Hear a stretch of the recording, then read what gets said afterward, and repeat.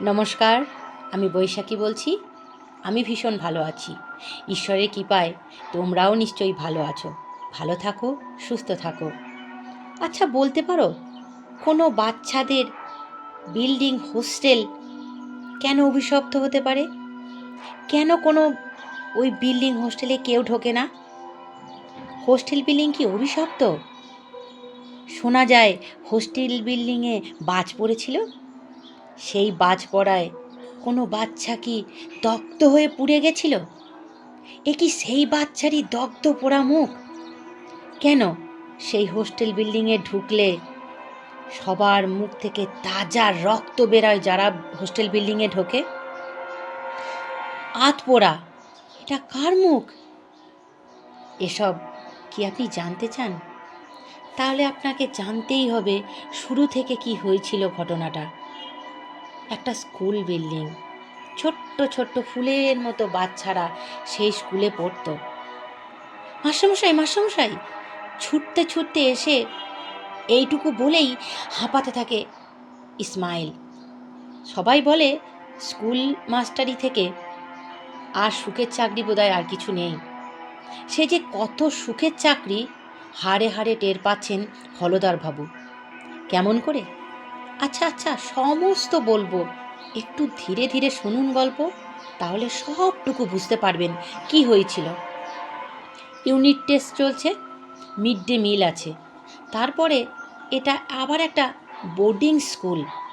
সব সময় কাজের চাপ থাকে এই স্কুলে। সামনের সপ্তাহে ছেলের বিয়ে। কার? ছেলের বিয়ে হচ্ছে মাস্টারমশাইয়ের, হলধর বাবুর। কিন্তু ছেলের বিয়েতেও বেশি দিনের জন্য তিনি ছুটি পাননি। বাড়ি থেকে প্রচণ্ড অশান্তি হচ্ছে ছুটিতে ছেলের বিয়েতে আসার জন্য। ফোনেই তো হলধর বাবুর গিন্নির সাথে প্রয়োজনীয় কথাবার্তা হলধরবাবু সেরে নিচ্ছিলেন। কথার মাঝে ইসমাইল এসে পড়ায় বাধ্য হয়ে তিনি ফোনটা রেখে দিলেন। বললেন, আমি একটু পরে ফোন করছি। ইসমাইল, এত হাঁপাচ্ছ কেন? বলো, কি হয়েছে? হেডমাস্টার যে যথেষ্ট রাগী সে কথা সব ছাত্রই জানতো। তাহলেও এই ইসমাইল এরকম হাঁপিয়ে হাঁপিয়ে স্যারের কাছে কেন এসছে? হলধরবাবুর তার রাগীর গম্ভীর গলাতে ইসমাইলকে শুধালো, কি হলো রে? মাঠে বাঘ বেরিয়েছে নাকি? এমন ছুটতে ছুটে আসার কি কারণটা আছে বলতো? দেখছিস না আমি ফোনে কথা বলছি? তখনও হাঁপাচ্ছে ইসমাইল। দুটো চোখ গোল গোল করে বড় বড় করে বের করে মুখে দুবার ঢোকলে নিয়ে কাচুমাচু করে বলল, স্যার, স্যার, নতুন ছেলেটা। নতুন ছেলেটা? এইটুকু বলেই থেমে গেল ইসমাইল। নতুন ছেলেটা কি হয়েছে সেটা তো বল। এক ধমক লাগালো হলধরবাবু। এবার মুখে কথা না বলে আঙুল তুলে পুরনো হোস্টেলটার দিকে আঙুল তোলে ইসমাইল। বলে, ও ও ওখানে ঢুকেছে ছেলেটা। আতঙ্কে আঁতকে ওঠেন হলধরবাবু। তোরা ছেলেটাকে বলিসনি ওখানে কারোর ঢোকা বারণ আছে? তোরা বলিসনি কেন ছেলেটাকে? আমরা কেমন করে জানবো স্যার যে ওই ছেলেটা ওখানে ঢুকে যাবে? আমরা সবাই মাঠে ফুটবল খেলছিলাম। হঠাৎ দিনেশ খেয়াল করে ছেলেটা দোতলার বারান্দাতে দাঁড়িয়ে আছে স্যার। আমরা সবাই ওকে ওখান থেকে চলে আসতে বললাম, কিন্তু ও একটু হেসে ঘরের ভেতর ঢুকে গেল, এখনও বেরিয়ে আসেনি। হলধরবাবু আজ প্রায় 19 বছর আছেন এই স্কুলে। তখন ওই বিল্ডিংটায় ছাত্রদের হোস্টেল ছিল, যেটা ইসমাইল এখনই আঙুল তুলে দেখালো। হয়েছিল কি, একবার কালবৈশাখীর বীভৎস ঝড় উঠেছিল।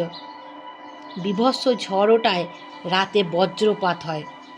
বজ্রপাতের ফলে হোস্টেলের এক অংশ পুড়ে ভেঙে ধূলিসাৎ হয়ে যায়। কয়েকজন ছাত্র মারাত্মক রকমের আহত হয়েছিল। মারাও গিয়েছিল একজন ছাত্র। মুখটুকু বাদে শরীরের পুরো অংশটা বিশ্রীভাবে ঝলসে গিয়েছিল। আজ 12 বছরের বেশি হয়ে গেল। এখনও সেই ঘটনা মনে পড়লে শিউরে ওঠেন হলধরবাবু। তার পরের বছরখানেক ওই অবস্থাতেই বিল্ডিংটা ওইখানেই পড়েছিল। হোস্টেলের ছেলেদের স্টাফ কোয়ার্টার থেকে সরিয়ে আনা হয়েছিল। কিন্তু বেশ কিছুদিন পর থেকে যতবার ওই বিল্ডিং সংস্কারের চেষ্টা হয়েছে, একটা না একটা অঘটন ঘটেইছে। দোতলা অবধি তো কেউ পৌঁছাতেই পারেনি, শেষ অবধি নাম হয়ে গেল ভুতুড়ে বিল্ডিং। ভুতুড়ে বিল্ডিং নাম নিয়ে ভাঙাচোরা অবস্থাতেই পড়ে থাকলো সেই হোস্টেলটায় যাওয়া তো অনেক দূরের কথা, ওইদিকে তাকাতেও অনেকে ভয় পায়। ওই নতুন ছেলেটা তো সদ্য কদিন হলো ক্লাস 6-এ ভর্তি হয়েছে। ওর বাবা মা দুজনেই কিভাবে যেন মারা গেছে। জ্যাঠা এসে ভর্তি করে দিয়ে গেছেন। উনি বলেছিলেন অবশ্যই ছেলেটি বড় দুরন্ত, কিন্তু এই কদিনে তো ছেলেটাকে বেশ চুপচাপই মনে হচ্ছিল। আর ভেবে কি হবে, এখন যা হবার তা তো হয়েইছে। এখন ভালোই ওই ছেলেটাকে ভুতুড়ে বিল্ডিং থেকে বের করে আনতে পারলেই হবে। ভগবান করুক ও যেন সুস্থ সবল অবস্থায় আমরা বের করতে আনতে পারি, হলধরবাবু মনে মনে চিন্তা করলেন। না হলে কি কৈফিয়ত দেবেন উনি ওনার বাড়ির লোকদের কাছে? শুধু কি বাড়ির লোক, পান থেকে চুন খসলেই পার্টি থেকে মিডিয়া কেউ ঝাঁপিয়ে পড়তে বাকি থাকবে না। স্কুল ছুটির পর প্রতিদিন বিকেলেই তো ছেলেরা ওই মাঠে খেলা করে। ওই ছেলের এই সন্ধ্যের মুখে ওই ভাঙা বিল্ডিংয়ে ঢোকার কি দরকার পড়েছিল কে জানে।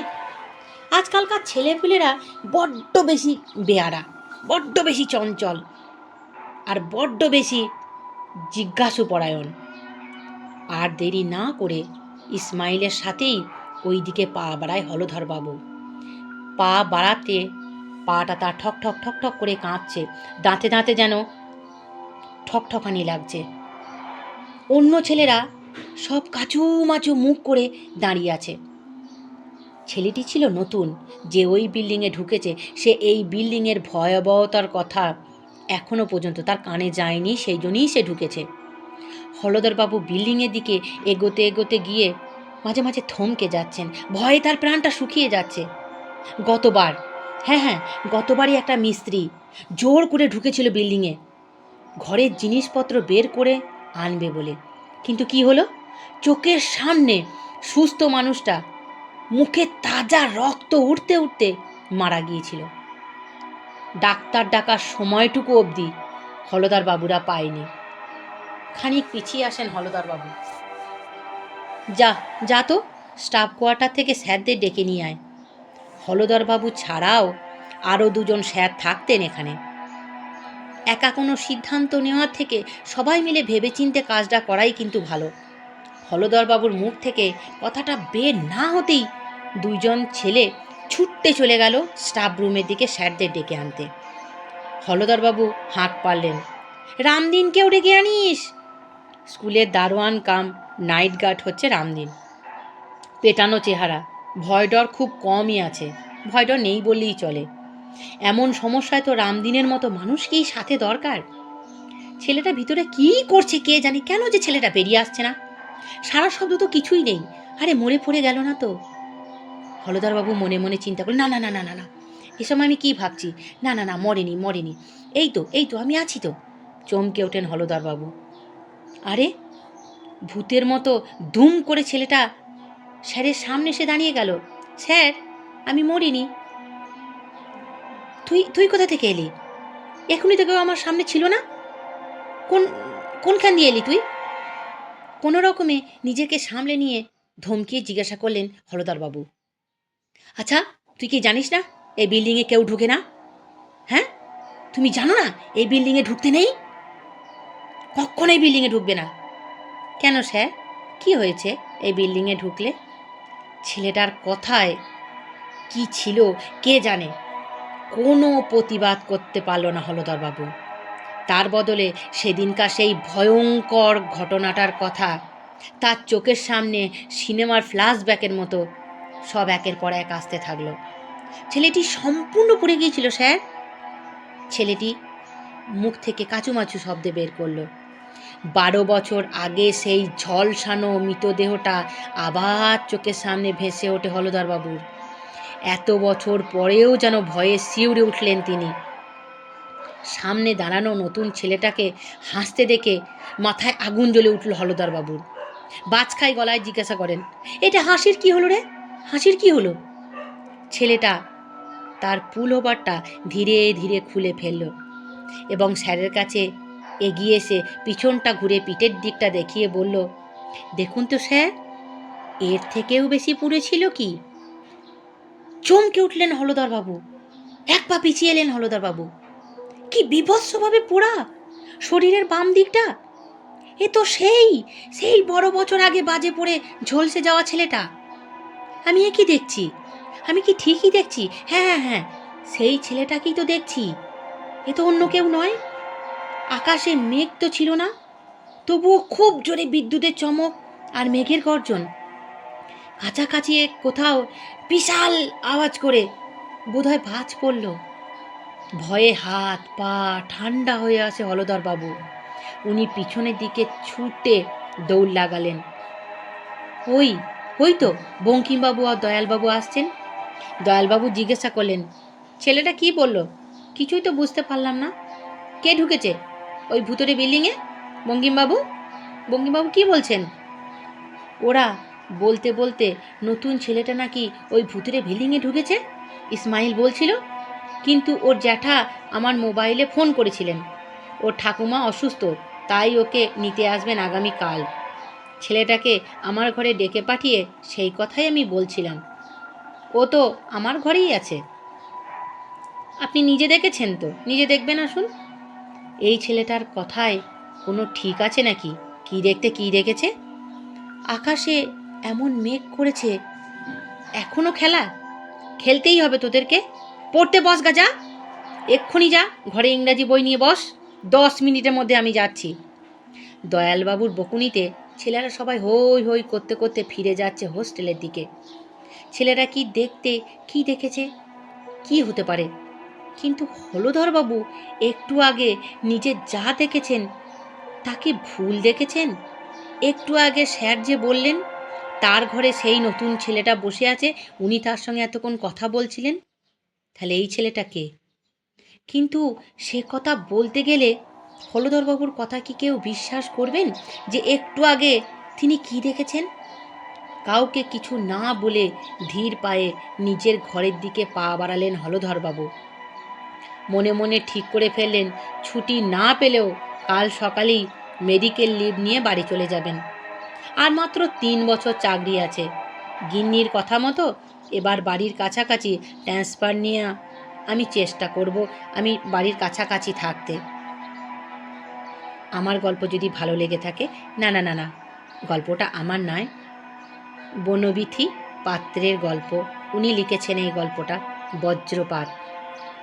এই হোস্টেলে যে বজ্রপাত হয়ে ছেলে বাচ্চাটা মারা গেছিল, সে ভূত হয়েছে কি চোখের ভুল দেখেছেন হলধরবাবু, সেটা কিন্তু তর্কের বিষয় নয়। তর্কের বিষয় হচ্ছে আমরা ভূত মানি কি মানি না। যদি আপনারা ভূত মানেন তাহলে আমাকে কমেন্টে জানাবেন আপনারা মানেন, আর যদি না মানেন তাহলে বলবেন আমি ভূত মানি না। কমেন্ট করে আমাকে জানান আমার গল্প আপনাদের কেমন লাগছে। আমার গল্প যদি ভালো লাগে তাহলে আমাকে কমেন্ট করে জানাবেন। আর আমার যদি কোথাও ভুল হয়ে থাকে তাহলে নিশ্চয়ই বন্ধুর মতো, দিদির মতো, বোনের মতো আমাকে ক্ষমা করে দেবেন এবং বলবেন যে এখানে আপনার ভুল হয়েছিল, এখানে আপনি ঠিক করে নিন, বা তোমার এখানে ভুল হয়েছিল, এখানে তুমি ঠিক করে নিও। আমি খুশি হব। তোমরা যদি আমায় শুধরে দাও আমার ভুল, আমি কিচ্ছু মনে করব না, আমি নিজেকে শুধরে নেব। ভালো থাকো, সুস্থ থাকো, নমস্কার।